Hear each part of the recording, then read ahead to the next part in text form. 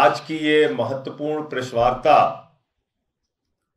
Bharatiya Janata party, जो भारतीय खोखा पार्टी के नाम से पूरे देश में मशहूर हो गई है, उस भारतीय खोखा पार्टी के कारनामों को लेकर बुलाई गई है। दिल्ली में आम आदमी पार्टी से 30 सीटें कम आने के बावजूद पिछले चुनाव के मुकाबले 80 सीटें हारने के बावजूद भारतीय जनता पार्टी अपने गंदे खेल के ऊपर उतर आई है।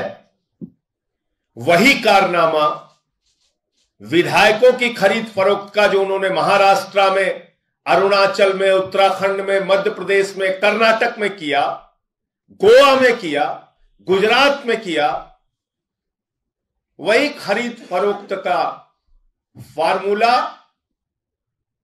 वही खोखा खोखा का फार्मूला उन्होंने दिल्ली में शुरू कर दिया है। एमसीडी के पार्षदों को प्रलोभन देने का काम, धमकाने का काम दिल्ली के अंदर उन्होंने शुरू कर दिया। और मैं तो पहले दिन से कह रहा हूं कि भारतीय जनता पार्टी इतनी बेशर्म पार्टी है कि 30 सीटें कम होने के बावजूद कह रही है मेयर उनका होगा। लेकिन ये आम आदमी पार्टी के चुने हुए पार्षद हैं, पूरी निष्ठा और ईमानदारी के साथ अरविंद केजरीवाल जी के नेतृत्व में उनके साथ खड़े हैं। और इनके इस तरह के तमाम कारनामों को हमारे पार्षद समय समय पर उजागर करते रहेंगे। मैं मांग करूंगा दिल्ली के पुलिस कमिश्नर से कि इन तमाम लोगों की गिरफ्तारी की जाए, इनको जेल में डाला जाए। जो लोकतंत्र की हत्या करने का, पार्षदों की खरीद फरोख्त करने का, जनादेश का अपमान करने का प्रयास पैसे और धमकी के माध्यम से दिल्ली के अंदर कर चुके हैं, शुरू कर चुके हैं। हमारे बीच में डॉक्टर रोनाक्षी शर्मा जी हैं, जो 188 वार्ड से पार्षद है।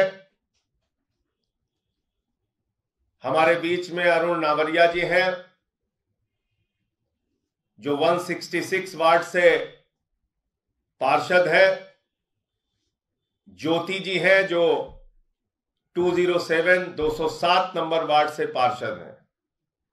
अब ये लोग अपनी अपनी कहानी, अपनी अपनी जो इनके साथ घटित हुआ, वो आपको बताएंगे कि किस तरीके से इनको अप्रोच किया गया, किस तरीके से इनको धमकाया गया। एक योगेंद्र नाम का व्यक्ति वो शर्मा जी को फोन करता है और कहता है कि भारतीय जनता पार्टी के प्रदेश अध्यक्ष आदेश गुप्ता जी बात करेंगे। और आदेश गुप्ता जी और भारतीय जनता पार्टी के लोग बाकायदा 100 करोड़ के बजट का जिक्र कर रहे हैं। कह रहे हैं एमसीडी में खरीद फरोख्त करने के लिए 100 करोड़ का बजट है हमारे पास। और ये 100 करोड़ का बजट तो मात्र 10 पार्षदों को खरीदने के लिए है। यानी कि एक पार्षद को खरीदने के लिए 10 खोखा भारतीय खोखा पार्टी ने निर्धारित किया है। तो मैं चाहूंगा पहले आप अपनी बात रखेंगे, उसके बाद अरुण नावरिया और इनके कार्यकर्ताओं को किस तरीके से धमकाया जा रहा है वो भी अपनी बात। परसों शाम को फोन आता है सुभाष जी के पास, श्रीमान योगेंद्र चंदोलिया। अपना परिचय एक बार दे दीजिए। मैं पिंटू शर्मा, वार्ड 88 वार्ड से डॉक्टर रोनाक्षी जी का फादर हूँ। आदेश गुप्ता जी के वार्ड से ही, आदेश गुप्ता जी की सीट थी पहले ये पटेल नगर, अब उन्हीं को मेरी बेटी ने 3800 वोट से हराया है। तो चंदोलिया जी का फोन आता है, योगेंद्र चंदोलिया जी के, सुभाष जी के पास कि पिंटू शर्मा जी से बात कराओ। उन्होंने मेरे को फ़ोन दिया, बोले हाँ। मैंने कहा ये कह रहे योगेंद्र चंदोलिया बोल रहा हूँ और आदेश जी बात करेंगे। मैंने कहा बात कराओ। बोले यार भाई ये जो है ना, अब हमें 10 काउंसलर को इकट्ठा करना है और आप किसी भी तरीके से करके हमारे साथ लग के और इनको इकट्ठा कराओ। मैंने कहा यार ये कैसे संभव है? बोले 2-2 करोड़ रुपए का बजट है। मैंने कहा यार ये तो आप बहुत कम लगा रहे हो। बोले तो एक काम करो फिर 3 कर लेते हैं। मैंने कहा नहीं ये भी कम है। बोलो जी 5 कर लेते हैं तो आप देख लो। मैंने कहा यार आप तो बहुत कम लगा रहे हो। बोले आपका बजट 10 करोड़ और 10 का भी 10-10 करोड़, आप जितने देने चाहो उतने दे दो। मैंने कहा अच्छा भाई। मैंने कहा आदेश गुप्ता जी आपने ना गलत कॉल किया है। हम अरविंद केजरीवाल जी के सिपाही हैं, पैसों से बिकने वाले नहीं हैं। ये कह के मैंने फ़ोन काट दिया उनका। आप सभी को मेरा नमस्कार। मेरा नाम है अरुण नावरिया, वार्ड 166 पुष्प बिहार से अभी पार्षद बना हूँ आम आदमी पार्टी की तरफ से। मेरे को टिकट मिली और मैंने चुनाव लड़ा। चुनाव लड़ते समय मेरे साथ बहुत से सहयोगी थे जो कि मेरा साथ दे रहे थे। उन सबको डराया गया, धमकाया गया, उन्होंने मेरा साथ नहीं दिया फ्रंट पे आके। तो मेरे साथ कॉलेज के बच्चे, कोई एडवोकेट, कोई स्पेशल चाइल्ड जो टीचर होते हैं वो मेरे साथ लगे। जो मेरे साथ दिख रहा था उसके घर पे जाया जा रहा था, उसे कॉल करा जा रहा था, उसे धमकाया जा रहा था। वो फिर भी पीछे नहीं हटे, उन लोगों ने मेरा साथ दिया। जो लोग गली मोहल्ले के हैं उन्होंने हमारी आम आदमी पार्टी की लड़ियां होती है जो लगाई जाती हैं उसको लगाया, तो उनको गालियां बकी गई गंदी गंदी घरों पे जाके। उन्होंने बर्दाश्त किया और वो कह रहे भाई हम गुंडों के आगे नहीं लड़ सकते, लेकिन हम पीठ पीछे आपका साथ देंगे। मैंने आप मेरा साथ दीजिएगा, मैंने हाथ जोड़ा, उनसे समर्थन मांगा। अब जब मैं जीत चुका हूँ, पार्टी ने जो टिकट दी और मैं जीत के आया, मैं 3607 वोटों से जीता हूँ, 3607। तो जो हमारे पार्षद जी थे, वो पार्षद जी, उनकी वाइफ ऑलरेडी पार्षद थी वहाँ पे बीजेपी से, कांग्रेस से भी चुनाव लड़े थे और आम हाथी वाले चुनाव जो बीएसपी उससे भी लड़े थे। तो अब क्या है, जो हमारे लोग जो काम कर रहे थे ना, उन लोगों को लोग धमका रहे हैं कि अब तुम संभल के रहना, तुम लोगों को छोड़ा नहीं जाएगा।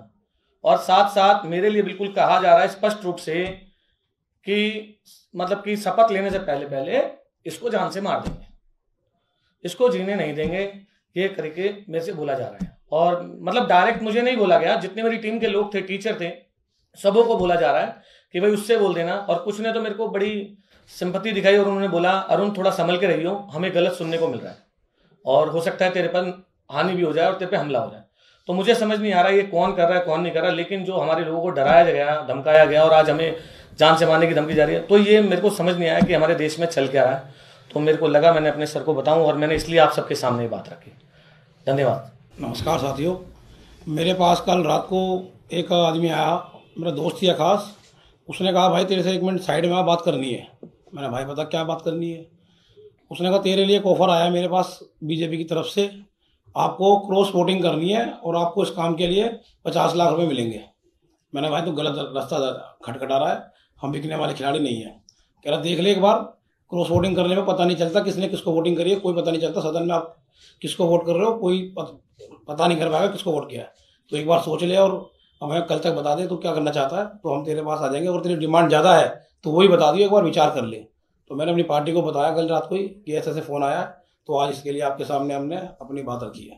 धन्यवाद। आपका नाम क्या? मेरा सुभाष चंदाना। तो ये तीनों जो हमारे पार्षद हैं उनको किस तरीके से अरुण जी को धमकाया जा रहा है, दूसरों को पैसे का प्रलोभन दिया जा रहा है, तो क्या अब इस देश में लोकतंत्र का कोई मायने बचेगा?